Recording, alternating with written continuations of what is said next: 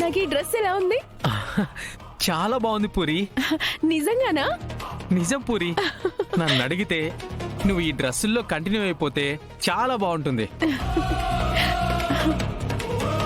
అబ్బా, ఇలాంటివి నచ్చమని ఇప్పుడే అనవసరంగా మా అమ్మ దగ్గర కమిట్ అయిపోయాను.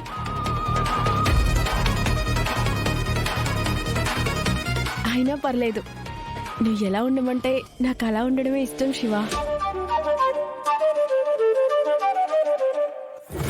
శివ, ఒక సెల్ఫీ తీసుకుందామా? Okay puri. నువ్వేది? Okay.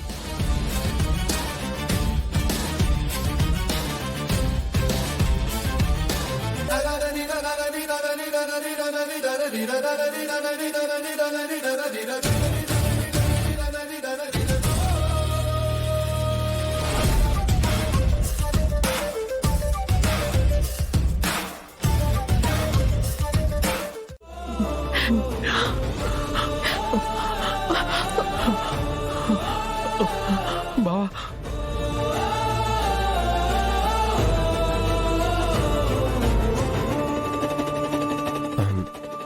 Sorry Shiva, ఆలోచించకుండా ఆవేశపడ్డాను. యాక్చువల్గా ఆలోచిస్తే నీ తప్పేం లేదని తెలుస్తుంది.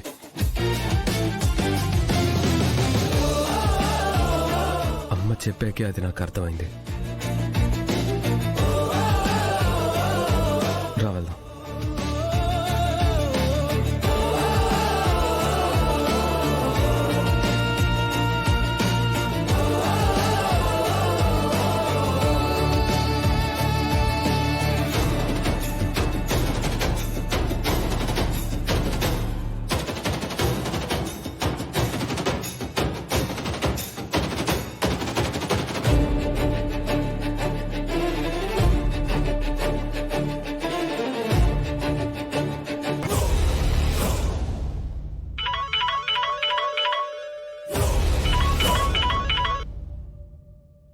చెప్పండి ఎస్పీ గారు. ఏంటి, ఆ గగన్ గారిని ఇంటికి పిలిపించి కొత్త అల్లుడిగా మర్యాదలు చేసి పంపించారట? వాడు నా శత్రువన్న సంగతి మీరు మర్చిపోయినట్టున్నారు. మీరు ఎంత మర్యాద చేశారో అంతకంటే అమర్యాద నా చేతుల్లో వాడు చవి చూస్తాడు. ఆ రోజు వాడు నన్నెంత దారుణంగా కొట్టాడు. డిపార్ట్మెంట్లో వాడు నన్ను కొట్టాడని చెప్పుకోలేని అవమానం నాకు.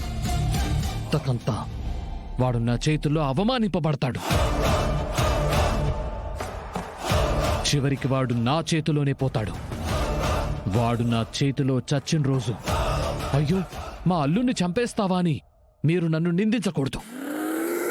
నిందించిన ఎస్పీ గారు, అభినందిస్తాను. వాడు మిమ్మల్ని రీసెంట్ గా కొట్టాడు అంటున్నారే, అది మీకు తగిలిన కొత్త గాయం. కొత్త గాయానికి మీరంతా విలవిల్లాడిపోతుంటే ఆ గగన్ మాకు చాలా గాయాలు చేశాడు. అవన్నీ పాత గాయాలు.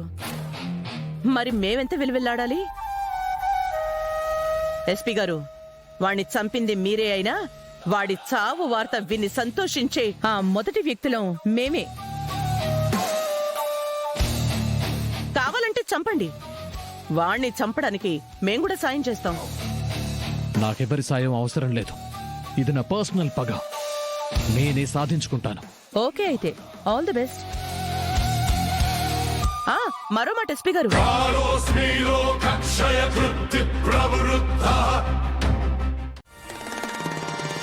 మమ్మీ మమ్మీ మమ్మీ నారాజు.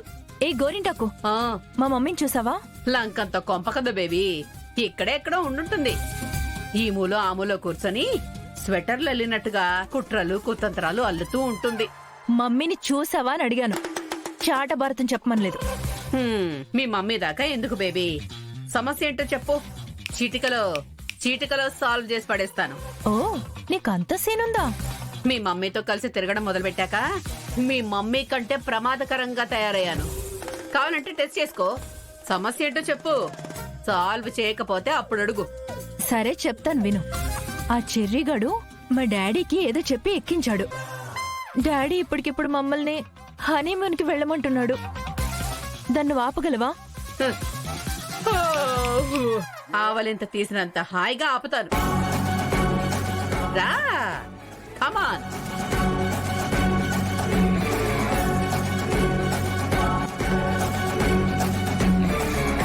రా రా చూడు. అమ్మో, ఏంటి ఇక్కడికి తీసుకొచ్చావు? కొంపదీసి నువ్వు దూకేస్తావా? ఆ? నువ్వు దూకినా నా హనీమూన్ ఏమీ ఆగదు. నేను ఇంటికి రాకముందు నీలాగే నేను ఇంత అమాయకంగా ప్రవర్తించేదాన్నమ్మాయి. నేను దూకితే నీ హనీమూన్ ఆగదని నాకెందుకు తెలియదు? నువ్వు దూకితేనే ఆగుతుంది. హా? నేను దూకాలా? ఇదే నన్ను చెత్త ఐడియా. ఉమ్. ఇంకా అయిపోలేదు. నువ్వు కంగారు పడకమ్మాయి.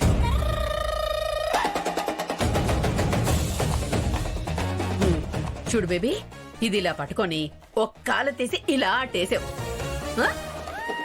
రెండో చేయి సపోర్ట్ తో రెండో కాలు కూడా అటువైపు వేస్తావు.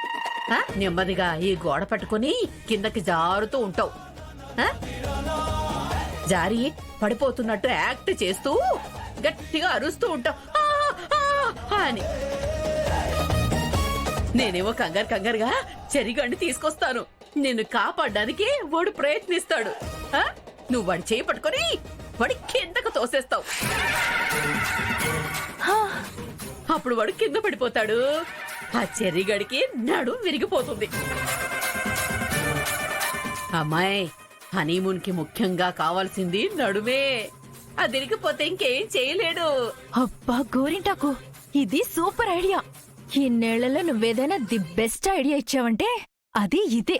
ఆ, నువ్వు సూపర్ గోరింటాకు. ఆ, అమ్మాయి, హనీమూన్ లో ఇది వాడు నీకు ఇవ్వకుండా ఉండాలంటే ఇప్పుడు నువ్వు యాక్షన్ లోకి దిగాలి. ఓకే గోరింటాకు. ఓకే కమాన్ కమాన్ కానీ.